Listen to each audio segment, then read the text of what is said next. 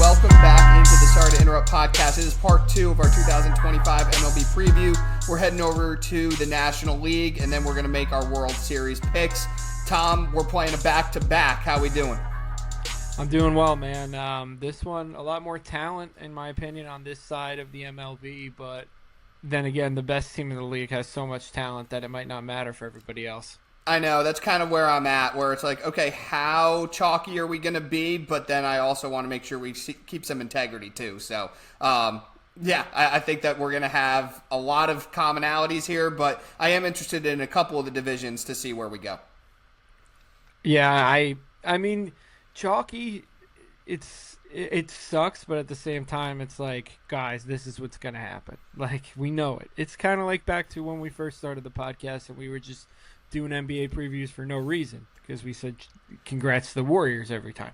Yeah, congrats to the Warriors and congrats to the Cavs who play in the pitiful Eastern Conference at the time. But one Eastern division that is not pitiful is the NL East, and we'll start there. You like that segue right there? I love that. We head to the NL East. I'm going to give you my 5 through 1, and then I'll let you go, and then we'll talk about some of these teams, see if we have any differing of opinions. I got the Marlins finishing in the basement. I got the Nationals 4th. This might surprise you, but maybe it won't. I have the Mets 3rd, the Braves 2nd, and the Phillies 1st. Chalk, baby. Oh, no, excuse me. I'm sorry. I wasn't I got so excited when you said the Mets 3rd. I thought we were going to go chalk there. I actually have the Phillies 2nd and the Braves 1st. I think that's more of like, I don't think we're going to argue before we go through these too much about it. I think that's more of like a coin flip kind of thing. Yeah. Yeah, it was. You could convince me. I could probably convince you, kind of thing. Yeah, and we're debating about 1 and 2. I was interested to see if one of us had this team 3rd, and we're debating 1 versus 3, which is a little bit more fun. But yeah, you know what? Let's talk Braves first. I'll let you lead off here. With Atlanta, I mean, obviously we spoke about Fried going to the Yankees, but aside from that, they just Acuna's coming back. Hopefully he can stay healthy this year. Obviously, that lineup up and down. We've talked about how much we envy that team with the preparation that they have and signing every single guy the second he shows that he's an MLB player for a long time. And I still think their staff is formidable, and I still like their bullpen with Iglesias at the back end. Yeah, right there. I mean, obviously, Acuna coming back is huge. You've still got Matt Olson. You got Austin Riley. I mean, up and down. I think Michael Harris is going to have an awesome year. We'll see what Kelenic does. But one move they made that was kind of under the radar in the offseason was they signed Jurickson Profar, who had a really good year with San Diego last year. And you bring him in. You still got Ozuna. Murphy's going to start the season on the IL. But obviously he's a great catcher. But Tom, you mentioned the pitching. They lost Fried, and I think that they were totally okay with that. Not because they wouldn't have loved to have brought him back, but obviously we know they're incredibly frugal with the moves that they make and who they decide to pay. They were not going to swim in those waters trying to retain Fried, even though they loved him. But you got Strider back. That's huge, right? And Sale coming off the year he had, Ian Anderson. But if you haven't seen him, Spencer Schwellenbach is the next guy coming. He is absolutely fucking filthy, as is AJ Smith-Sawyer. So, like, they lose one and bring 2 new up. Like, Schwellenbach, I watched in the spring training a little bit. He pitched against the Yankees in one game, and he was absolutely filthy. Like, the swing and miss stuff is off the charts, and Strider looks like he's all the way back from his Tommy John. So this rotation is great. You mentioned the back end of the bullpen too. This team just doesn't have any weaknesses. I can understand why you put them first, and it was a coin flip for me. Yeah, I just think this team is a baseball factory, and I've appreciated what they've done over the past couple of years, coming off that World Series win. And then Strider, yeah, he's going to have the pitch limits. They're obviously going to be there to start off the season, but he has looked nothing but how he did before after this Tommy John. I mean, he didn't have Tommy John. He had like a he already had it, and he had like a different procedure. Oh, you're right. Yep. Recovery. I don't know. Right. I don't know what it is, but they repaired it, some type of ligamentary in there, but it didn't have to be the full one. No, you're right. I'm glad you cleaned that up. Yeah, it wasn't the full-blown Tommy John that we've seen players get accustomed to. Let's talk Phillies. I love this lineup, man, and I think it's a lineup that's conducive to winning a lot of regular season games. I think we say this every year for the last 3 years. And we love should. The lineup, and that's about it. I love the rotation. I mean, Wheeler, obviously one of the top pitchers in baseball. Nola, one of the best pitchers in baseball. Ranger Suarez, who was really, really good for them. I think he's so year. Underrated. Me too. He had an awesome year last year, man, and he's their 3. Yeah, no, 100%. I think he'd be a 2 on a lot of teams, and he's a guy. He reminds me of Lopez on Minnesota, lefty. He's a lefty, right? Slinging it. Yeah, Lopez is a righty, but they do have a similar pitch mix. What I like about Suarez is that he gets a lot of ground balls too. And they also brought in Jesus Luzardo from the Marlins, who, if they can figure him out, he's had times in his career where he's looked really good, but he hasn't put it together for a consistent stretch. I think, obviously if you look at his profile, it is similar to Suarez, so they see something there with him. They just need to untap some of that consistency to turn him into the guy that obviously the Marlins thought he was going to be for years. And Taijuan Walker rounding out the rotation as your 5 ain't too bad. You just look at this lineup, man. They bring in Max Kepler this year. You've still got Marsh. You've still got Turner, Castellanos. The one thing I want to say about this Phillies team that's interesting, they also brought in Jordan Romano on a 1-year flyer deal, who used to be the Blue Jays closer. Their window might be closing with this core. Some of these guys, obviously Schwarber, they were trying to trade Alec Boehm this offseason and then elected to keep him. I think that we are hitting a point where they've regressed the last couple years. They go to the World Series in 2022. They lose in the LCS in 2023, and they lose last year in the DS to the Mets. So we're starting to see a downward turn for them. I think it's really imperative that they win the division and get a more favorable matchup in the first round than sneaking in as a wild card team. Well, it looks like you have them actually doing it this year.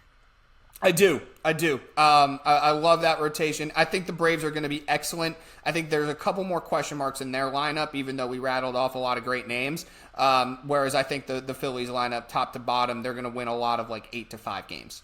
Yeah, for sure, especially out in Philly. I think that plays really well for that lefty Kepler in that, as you like to say, bandbox of a ballpark. Oh, it fucking is, man. It absolutely is. Let's talk Mets. Neither of us have them winning the division, and that's fine. Their starting pitching scares the living shit out of me, even though Clay Holmes looks absolutely awesome in spring training, and I think there's actually a chance that he has an excellent year. The only thing I worry about is as the season progresses, he's going to be throwing so many more innings than he ever threw in his life. But, you saw Seth Lugo do it. Jordan Hicks out in San Francisco was learning it last year. So I think he could be really good. You lose Sean Manaea for about the first month of the season. Montas was a signing I didn't really understand anyway, but he's going to be out till about June.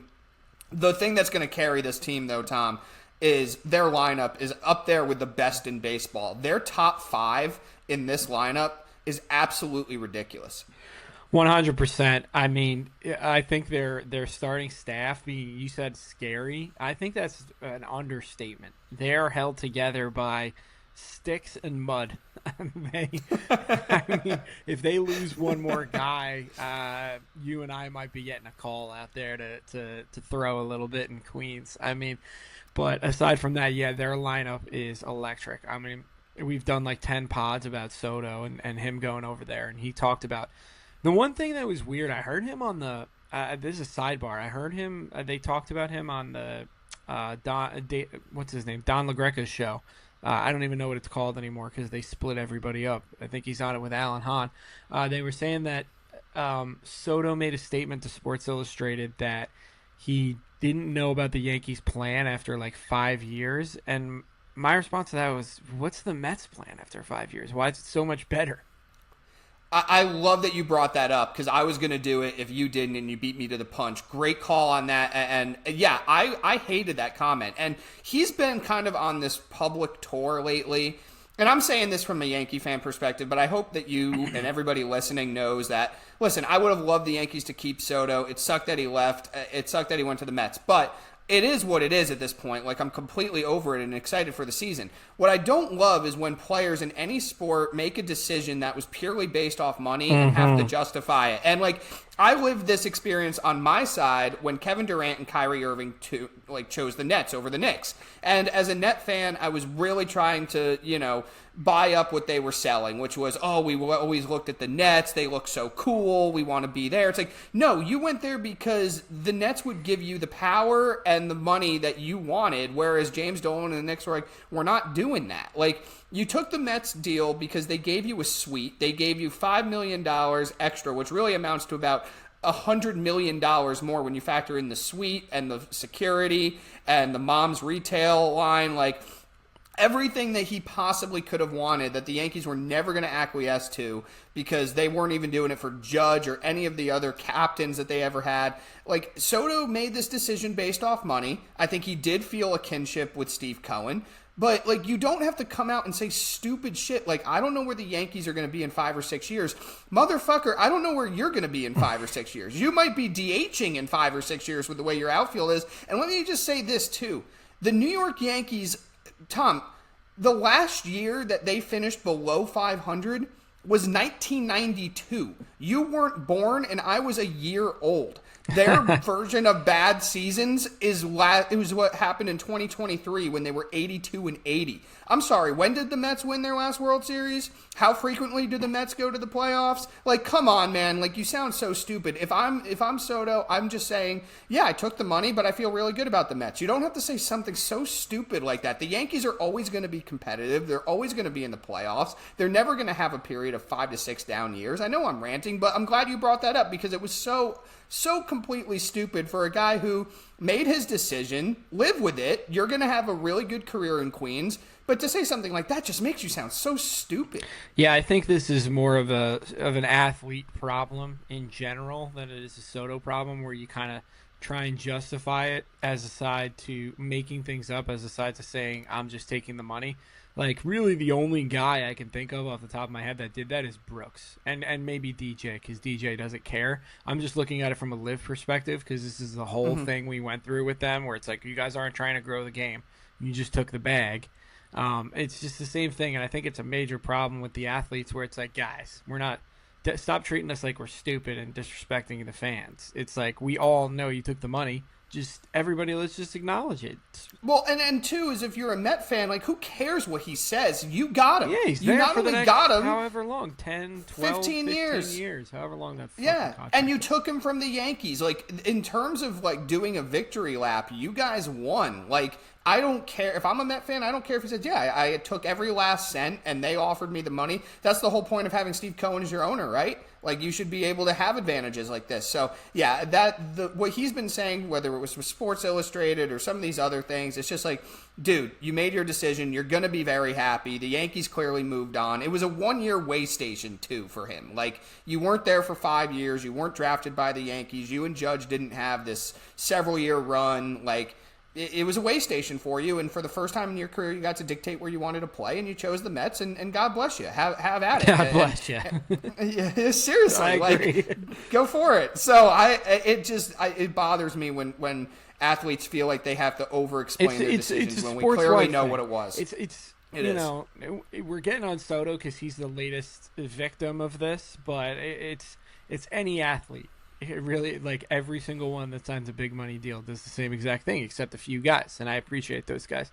Looking at the rest of the Mets lineup, though, yeah, you go out and you get the Polar Bear back. Vientos, I think, is going to have a huge year, and then I like. Obviously, you had Lindor, who I feel like had was overshadowed completely by Ohtani last year, and he had an excellent year. Did he finish second in the MVP?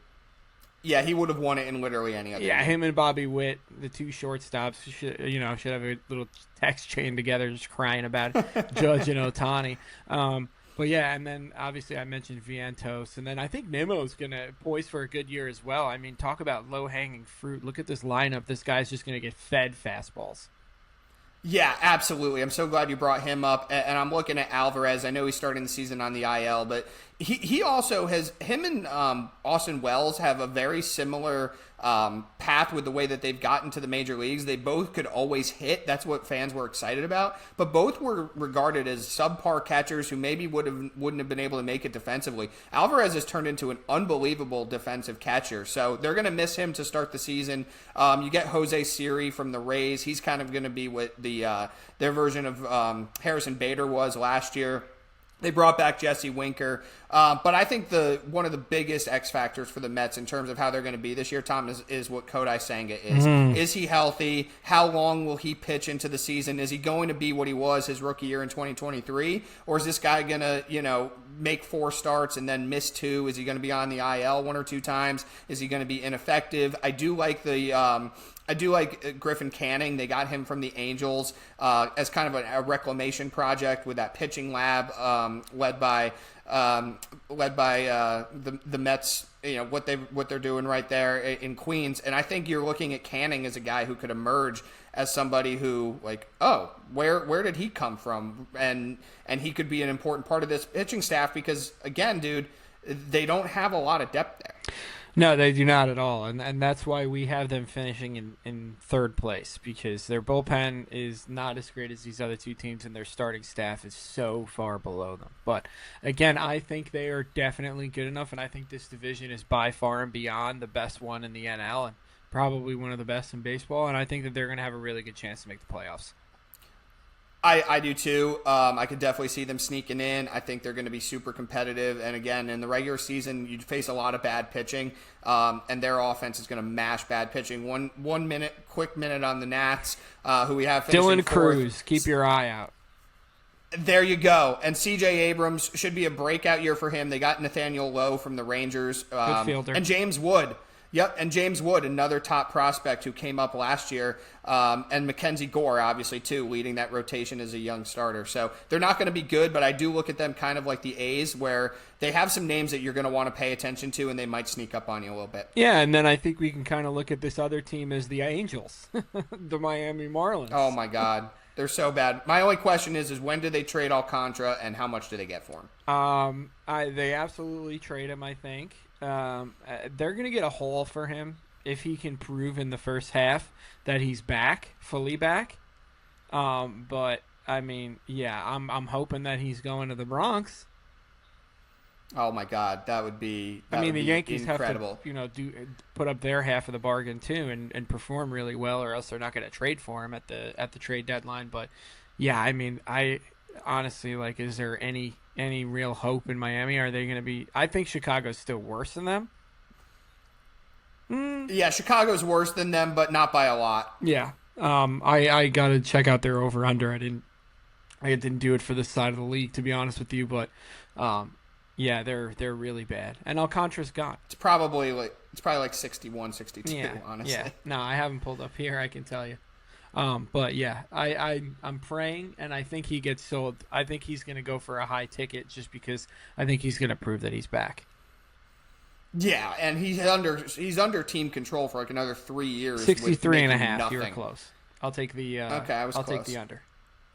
Yeah, I will too, especially in that division. Like the Mets and the Phillies and Braves are just going to beat the Mets are at 90.5 wins. I'm going to take the under there. Everybody, just letting you know. Okay. Nationals are. What about the Braves? Nationals are at 70.5. Give me the over there. I think they're going to have a decent year. Atlanta's 93.5. They are really banking on this division being good. Give me the over there, and then the Philadelphia Phillies are 90.5. Give me the over there as well. Yeah, I think that's probably pretty good. There's some bad teams in the NL. All right, let's go Central. I'll give you my picks 5 through 1 here. I got the Cardinals finishing last. I got the Pirates 4th. I got the Cubs 3rd. I have the Reds, led by Terry Francona, 2nd, and I have the Brewers 1. Okay. I have the Cards in the basement as well. The Cardinals have not been good for a couple of years, but now they're starting to get into the basement. They're in a full rebuild right now, too. You just don't see this out of St. Louis. I mean, I think, you know what? I think St. Louis is one of the biggest victims of the MLB just kind of going in a different direction when it comes to spending money. Yeah, and also when you look at the Cardinals, like they're a very smart franchise. They're very good at acknowledging where they are, in terms of competitiveness, and they are very fortunate to play baseball in a town that just absolutely loves that team for better or worse. And they've seen a lot of good, so they will be patient. They went out and got Arenado, they got Goldschmidt. They had some years where they were really trying to go for it, but they have trade candidates. And Arenado eventually will be traded. Sonny Gray eventually will be traded. Ryan Helsley, the closer, who's obviously electric, he will be traded. So they're just tearing it down and trying to get young guys playing time. That's why it's been so weird that they haven't been able to trade Arenado, because they don't want him. They literally don't want him. He's clogging up third base there. But yeah, they're trying to be bad, which is why you put them last. Yep, 100%. And then Pittsburgh, I got them 4. I got Milwaukee 3. I have Cincinnati 2, and I have Chicago 1. Really? Okay, you have Chicago 1. Talk to me about it. I just really like their lineup, to be honest with you, with the addition of Kyle Tucker. And I like Cincinnati, but I need to see all of their players be able to get over the hump, because it seems like they are very inconsistent and none of them play well at the same time.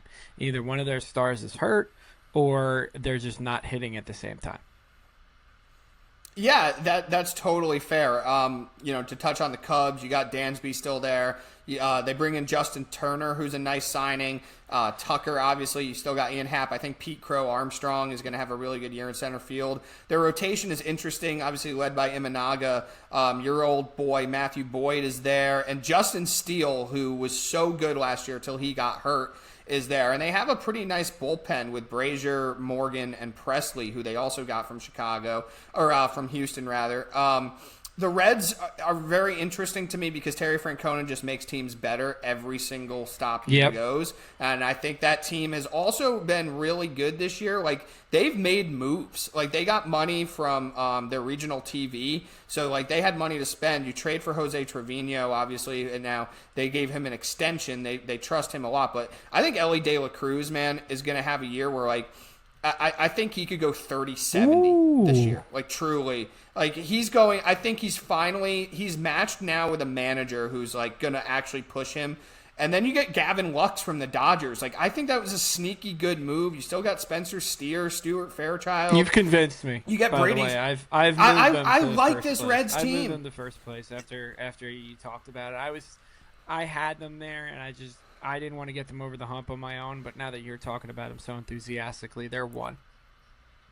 Yeah, and like you're even looking at their rotation. Like, you get Brady Singer, from Kansas City, who's a stud, and you pair him with hopefully a breakout for Hunter Green. Oh God, I hope so. Again, I have them finishing second, so I don't want to be too crazy, but I definitely like them more than Chicago from an upside standpoint. I just moved them up to first, even though I like David Ross. I love that. Let's talk Milwaukee real fast, and I'm going to be a hypocrite here. I kind of gave you shit last night for taking the Guardians when I was like, yeah, I know they have a great reputation, but let's read this roster out and really think about it. I'm doing the complete opposite with the Brewers. They've earned the benefit of the doubt. I don't know what the hell they're doing there with pitching, but you've got Peralta, but every year they end up getting like a reclamation project or 2 guys you've never heard of and win that division. Now, the division's gotten better for sure, but I like the Brewers a lot, and you got Jackson Chourio, who's an absolute star. Definitely. And then as for Pittsburgh, obviously it's the Skeens show over there. Their other young guy, I think his name is Jones, who looked absolutely electric. Yep. He had some elbow discomfort, and I just hate that. I don't know what it means. I don't think they've shut him down, but I don't think they're still doing further testing. I think he was getting a second opinion. All those words are red flags and terrible for me. Yeah, I could totally agree, and you're right. It's Jared Jones, who's their second top pitching prospect. They hope him and Skeens are going to be in their rotation for a long time. Ke'Bryan Hayes, who we've been waiting on for several years. I think I had him winning Rookie of the Year in like 2021. He requested a trade, and this is not the NBA or other sports where you have to honor that. The Pirates are like, yeah, that's fine. We gave you a super long-term, team-friendly deal. We're not giving you away for fucking anything. So he's going to continue to be there, but I still don't think this team's very good. But they are going to be must-watch every 5 days with Skeens. 100%. Just super disappointing. Could you imagine it would have been like a Maddox Smoltz with Skeens and this guy? I'm hoping that maybe it's just like McClanahan, maybe some tricep stuff instead of the worst. Exactly. And like I said, it could still be. They're both super young and under team control forever. So, I think that's the hope. But this team is super cheap. They had like a fan fest that was like epically bad. Like they're gonna eventually, it was like made fun of and dragged on MLB Twitter. Like it was just like, how cheap is this? They serve like ballpark hot they're dogs. That's it. Yeah, it just wasn't good. So I think Skeen sees that, and he's like, yeah, I'm just going to have to pitch really well here for a couple years, and then eventually they'll have to trade me. And that's really the state of Pittsburgh Pirates baseball. We talked about it on the pod last night with some of these teams. Like, they can't afford anybody. They can't keep their own stars. They shouldn't be owning the team because they make no money, and they can't keep anybody, which is a damn shame at that ballpark, too, because it still is on the short list of best ballparks in the game. Definitely. That ballpark looks cool just on TV alone. All right, we talked about the Cardinals. I don't think there's anything notable you want to add to that, do you? No, we talked about them. Let's move on to the West. Let's move on to the West. All right, I'll give you my 5 through 1. I have the LA Dodgers, and the LA Dodgers, because what else does it matter? But no, I have Colorado, who is probably part of that big three with the Marlins and the White Sox fighting it out for the worst team ever. Following that, I have the San Diego Padres. I think they're just going to be in full sell mode throughout the year. Following that, I have the San Francisco Giants. Then I have the D-backs. I like the additions they've made. And then, obviously, I have the Dodgers. Yeah, we'll trade out Giants-Padres. I totally hear your point on the Padres. I think we can start with them, Tom. You want to skip Colorado? Have to probably start selling. Yeah, we'll skip Colorado. They don't deserve any honorable mention. Can you name one player on their team that's like still relevant? Troy or good? Tulowitzki. Carlos Gonzalez. Cargo. Yes. I still think about when he fucking hit the walk-off home run for the cycle, and the announcer went nuts. That was so dope. Dude, he was sick. I wanted the Yankees to get him forever. One of the most sweet left-handed swings. Like, him and Griffey. It was fucking gorgeous. But yeah. Oh, dude, it was so nice. Let's talk Padres. So you're right. They are going to eventually have to probably start selling players. For people who don't know, there's like a really nasty like bidding war for Peter Seidler's. He obviously passed away, and he was signing all these crazy contracts because he wanted to get a World Series before he died. He passed away, Sad and you've story got his wife. Should I play some somber music behind this? Well, it sucks because it's like you have this team that was clearly trying to win for all good intentions, but that's just not a market where you can keep players at that kind of a payroll. Like you just can't do it. So yeah, you have this custody battle for this team. And they're eventually going to have to sell off players. So you're looking now. Bogarts is never going to be traded because of that contract, but where their rotation I think is the most interesting. Now they are going to keep this team together. They elected not to trade King or Cease at the in the winter, but if they really start bottoming out, remember they went to Game 5 against the Dodgers last year, and it was a series they were actually up 2-1 at a time. I think they'd love to keep this team together, and then they'll start selling off pieces as they go, but. In the event that they're not competitive and they're not good, Michael King going to be traded. He's a free agent at the end of the year. Dylan Cease, free agent at the end of the year. He's going to be traded. They did bring in Nick Pivetta, which was a nice under-the-radar signing, but other than him, they didn't do anything this offseason because they literally couldn't. I still think this lineup is pretty dangerous at times. In the back end of that bullpen is fucking dynamite, man. Like, you have guys in the back of this bullpen where it's essentially a 6-inning game, even though they lost Tanner Scott. So I think the Padres could be really good, but I do agree that even if they look at it and say, yeah, we're really good, but we're fighting for like the third wild card, you could see them just throwing up the white flag and being like, all right, I agree with you, and I think I'm hoping that's what's going to happen, because if the Yankees can't go out and get Alcantara, maybe it's Cease or King coming on the back end of 1-year deals. They're both in contract years, so maybe they can get him on the cheap ski. All right, let's talk about the Giants. Yeah, Giants for me. I mean, I feel for them. They're kind of the National League version of the Blue Jays, where they're in on every free agent but don't actually get anybody. They won 3 World Series, so they're okay. They're okay, but I think when you're looking at now, it's like I mean, they did get Willie Adames, which was a really, really big-time signing for them. They've been trying to get an elite shortstop for a long time, and Adames is going to be really good for them. They signed Matt Chapman last year to the extension. I like Lamont Wade Jr. You've still got Yastrzemski, obviously. Jung-Hoo Lee, who is a big addition for them, but now he's hurt. A big Tom Bocino fan, Patrick Bailey, is their starting catcher. And they have some good pitching, obviously, at the top with Robbie Ray, Logan Webb. They bring in Justin Verlander. You've got Jordan Hicks.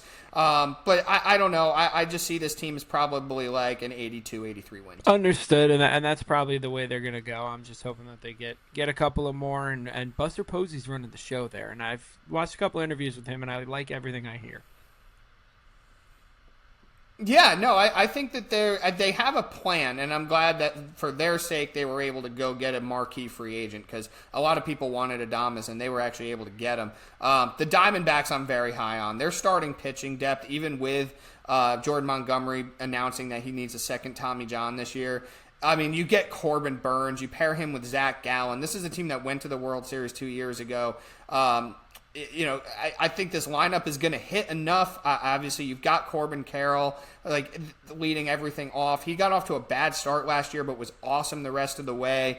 And you've got Ketel Marte, one of the best second basemen in the sport. But I think their pitching is going to go really far for them, and they're going to have a really good year, which is why I have them second in the same page, man. I couldn't agree with you more. Me and you are in lockstep there, and then obviously we're going to be lockstep when we go up the ladder here and talk about LA. Sean, do you want to name their entire roster, who they've got deferred, because you're naming an all-star team no matter what, maybe some prospects that they have coming down the pike as well, because they might as well just have their own airport between them and Japan and Korea and everywhere else over there in fucking Asia.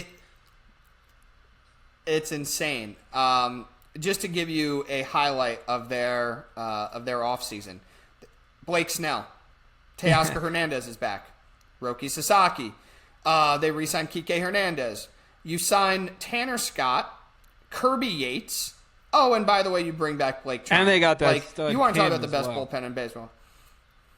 Yeah, I mean, bro, if for fuck's sakes, I mean, their second starting five is better than almost any other team's starting five. Let me just read you these starting pitching options. Yamamoto, Dustin May, Blake Snell, Tyler Glasnow. Shohei Ohtani's coming back, by the way. Not sure if you know, but he's a pretty damn good pitcher. He's probably going to come back into the rotation around June. You've got Roki Sasaki. And then, like I mentioned, the relievers. It's just insane. And Mookie Betts, who weirdly enough, did you hear about that illness that he had where he couldn't eat solid food for 2 weeks? And no. Lost 20 pounds? What was it? Just a weird bug? Yeah, it was right before he went to before they went to Tokyo, right while they were still training in Arizona, he came down with this virus or this illness, whatever the fuck it was, and he said he lost 20 pounds, and he's not a big guy anyway. He was at 155. He couldn't eat solid foods. He was only getting smoothies, and he's trying to build his way back up. That's a starting shortstop, but he said he's ready to go. I think they're going to slow play him here to get his strength and his weight back up. But you got Mookie. And by the way, when you don't have Mookie, Tommy Edman and Miguel Rojas can be everyday shortstops for them, more than fine. We saw what Edman did in the playoffs. Ohtani, Freddie Freeman, Teoscar's back, Will Smith, not our Will Smith, Max Muncy, Kike Hernandez is back. They also brought in Michael Conforto from the Giants, and you got James Outman too, who's had some success at various points of his career. It's just an embarrassment. That's an understatement. It truly man. is. It's. I think they're just operating above the rest of Major League Baseball. I think they're making the rest of these teams are making decisions for the next 3 years, and they're making decisions for the next 20 years. They own Japan. God knows how much money that team's making off Japan. Every investment they make, you talk about how much they have on the books. I don't think it matters because this team's just going to keep raising its value to the point where it doesn't matter. It's all going to balance out somehow. Well, economically, the thing that they have to their advantage is they're obviously owned by a massive hedge fund. So, all this deferred money is essentially making them money, So, it's like, yeah, we put this in escrow. It's here. Like, it's in an account that we just don't see, but it accrues interest over time. So it's like we're just making money off these signings. Like, it's ridiculous how they've been able to do this. And in the CBA, No, there's it's no like the rules against Belichick it. So, things. They operated, like, they found an advantage, and they're using it to their advantage, to where it's like the rest of the teams just got to wake up. It's like the Oakland A's back in the early 2000s. It's like, yeah, numbers actually, tell the story sometimes. And now we're at the point where they're a crutch. They're not a tool anymore. But you know what I'm saying, where it's like, yeah, they found the advantage, guys. It's ridiculous. The Yankees were once this, so I as a Yankee fan am not going to say this is bad for baseball, because this is what the Yankees were for years, where every great player they dominated Japan when those players started coming over. You got Matsui, obviously Tanaka was the last great one, but it was, you want Roger Clemens, you get Roger Clemens. You want Jose Contreras, you get Jose Contreras. It's like you want Mark Teixeira, you get Mark Teixeira. Yeah, that's what the Dodgers are doing now. They're operating at a different playing field, like you said, perfectly, it's not fair. than everybody else. And I hate it. I'll say this. I'm glad, that it's happening in the National League, where the Yankees, they're the only obstacle in the way of the Yankees winning a World Series is if they make it. This isn't that was another point too, when Soto was like, oh, I don't know what the Yankees are going to be in 5 or 6 years. Like, I know what the Dodgers will be. You think you're going to beat them in 5 or 6 years? Like, you got to get through them. Exactly. You got to get through the Dodgers just to get there, let alone, having to face them in it. But, I think this is once again why I think that there's going to be a lockout in 2027, because it's not just players versus owners. It's owners versus small market owners who can't compete. So it's like, how are the Pirates and the Rockies and teams like that supposed to compete with the Dodgers? You can't. My logic would be, as yours would, find another bidder that's actually willing to put money into their goddamn team and can afford it. But there's such a disparity between the very, very high-end market teams and the very, very low-end market teams. And that's just the state of baseball right now, and that's why you see such a drop-off. And the owners are going to look for a salary cap. The players will never agree to that, and that's why I think we're going to have a long lockout, because something's broken in the competitive nature of baseball, and the Dodgers are just reaping. Yeah, and that lockout, again, it all goes back to us, man. We all get shafted no matter what, because the only people that suffer is the fans, realistically, and baseball, because it's like, you guys already are a regional sport, and now you're going to have a lockout, which you're saying is going to be long? My prediction, just when you listen to like Buster Olney and Jeff Passan and people who like really know the business inside out, like I think the players would be willing to sacrifice an entire year. Now I'll say this, it's not, exactly perfect, because we haven't seen it happen yet, A, and we don't know what it'll bring, B, but the NHL was really, really in a bad time in 2004. It was a sport nobody really cared about anymore. They were losing TV rights. They were losing fans. It was just not an aesthetically pleasing product. And they lost an entire season, and everybody said that was going to be the end of the NHL. Well, once it came back, obviously I'm not a hockey guy, but I know enough on the surface level to be like, well, everybody said the product got a lot better. More small market teams were able to compete with the large market teams. There was a salary floor put in addition to a salary cap. So it just made the competitive nature of the sport so much better. And people eventually came back. And it cost you an entire year, but they were so much set up more for the future and the betterment of the longevity of the sport. If baseball is willing to sacrifice, and the players are willing to sacrifice an entire year or maybe even more of playing, but it breeds a much more competitive nature where if you're a fan of some of these really small market teams, you could be like, oh, okay, like I know we'll actually be able to afford some nice players, or like we'll have to sign some because the floor will tell us we have to. I think that would be worth it from both sides, but there's so much animosity. I think what happened in the other lockouts is the players and owners both realized that they desperately needed each other to make it work. I think there's so much hatred between the players union and the owners And now we're starting to see a new breed of hatred between the small market owners and the large market owners that you're going to have. It's going to take a lot of time to settle the differences. That's my long-winded explanation of why I think we're going to have a pretty long lockout after the 2026 Yeah, man, I don't season. really think I have to add much to that. I think you chronicled it pretty well. We are in a collision course for no baseball, but it's here now. And I think, honestly, the biggest thing is the salary floor. Like, you don't need to have a cap. You can just have a floor. Yeah, like teams should just be forced to be able to spend X amount. Like I think the biggest travesty is when you see teams like we talked in the AL. We talked about the Orioles and the Mariners. Like you have decent teams, you have good teams. Even like why aren't you putting more even money the low into end these teams? where it's like, you know, signing it would be beneficial. I know they're so cheap that they don't even see it, but it would be beneficial to these teams to sign some of these mid-level players because it's like, yeah, you guys are going nowhere, but if they have a good first half, guess what? You get to recoup some fucking prospects and get better.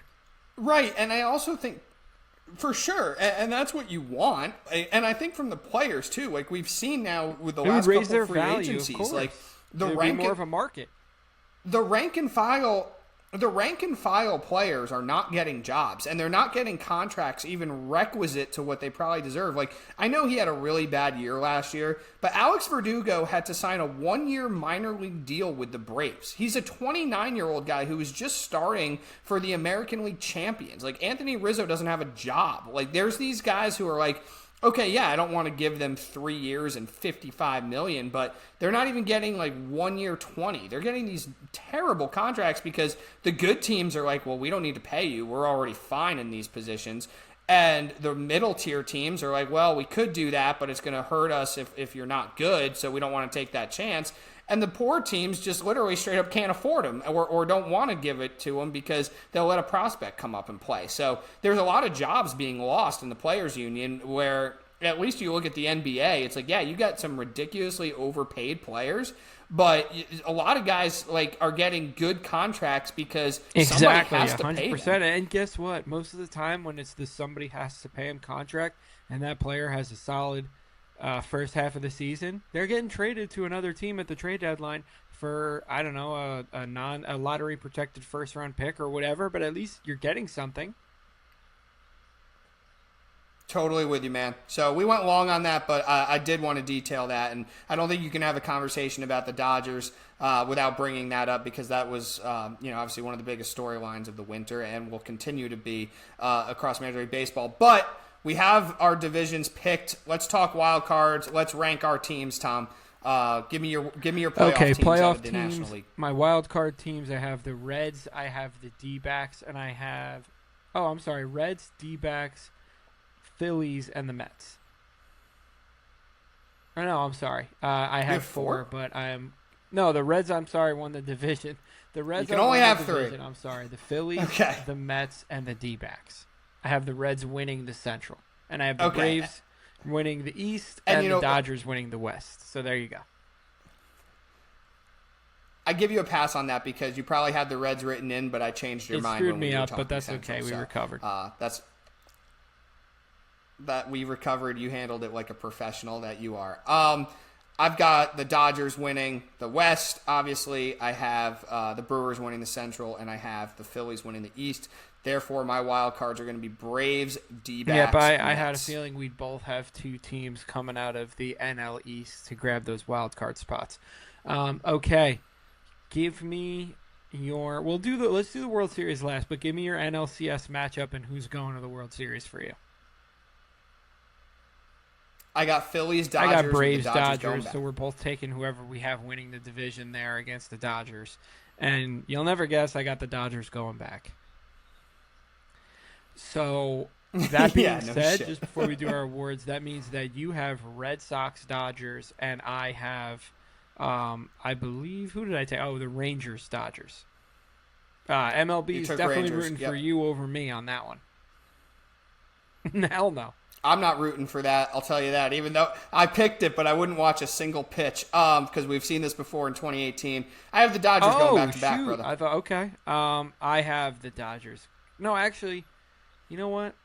I took them yesterday, and I've been battling with it. I'm going to take the Texas Rangers just because I don't want the Dodgers to win. Wow. I just think it would be crazy for one of us to Obviously, not take the Dodgers to win. We're not stupid. We're rooting for something else, but we're not. We got to do the podcast here. I think the Dodgers are going to win too, but I'm going to go with Texas. We got to do the stick pod. with it. Okay, MVP. I've got Which is Ohtani great. going B2B. Ah, damn, Chuck. Yeah. All right. I mean, it's fucking Shohei Ohtani. Like, if you don't pick him, you're Cy a moron. Young. I'm sorry. Ohtani's coming off Tommy John, so I did not take him in this spot. I took Paul Skeets. Okay, I love that pick out of you. I was interested to see if either of us were going to take Skeens. I'm going with the newest Dodger, Blake Snell. He was so good down the stretch for San Francisco last year after a rough start. I think he's going to just slide in beautifully in that loaded Dodgers rotation. I like that. Have Okay. I actually had you penciled in for Skeens. I'm surprised you didn't take him. All right, final Rookie of the Year. I mentioned him earlier. I have Dylan Cruz. Chalk again. Dylan Cruz of the Nationals. Former teammate of Yes, Paul very Skeens at true. LSU. Very true. All right, man. We got baseball back, at least for this year, like you said earlier. We got baseball back. I'm pumped about it. I was saying to a friend today, I was like, I'm ready to ride the roller coaster of 162. And I can't wait for that one game in June to just like piss me off that the Yankees lost.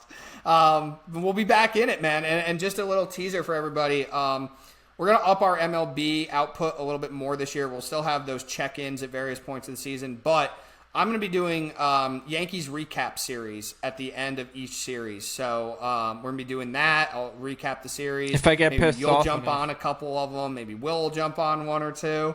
Yeah, I would love that. I hope they're not all solo, but I'll be dropping those at the end of each series, previewing the next one. And obviously there'll be plenty of news to talk Absolutely, about man. league-wide as well. I'm so happy baseball's back. It's just, it doesn't feel the same as when we were younger, but opening day still has that special feeling to it. And the last thing I will say for everybody bitching about the MLB, going over to Japan and it doesn't feel right, you gotta go where your bread is buttered, and they're actually making money over there. Mm-hmm. Yeah, why would you not put your best player in your sport on a stage in his home country that absolutely adores that sport? Like, you're an idiot. Good job by that. MLB. Good job by Fully MLB. lean into the international part of your game, like every other sport has in the world. So, yeah, everybody, enjoy the MLB season, and we'll be talking to you soon. We got March Madness, like literally tomorrow. So, I mean, this is a busy time of year before it all goes like this, and then we have nothing.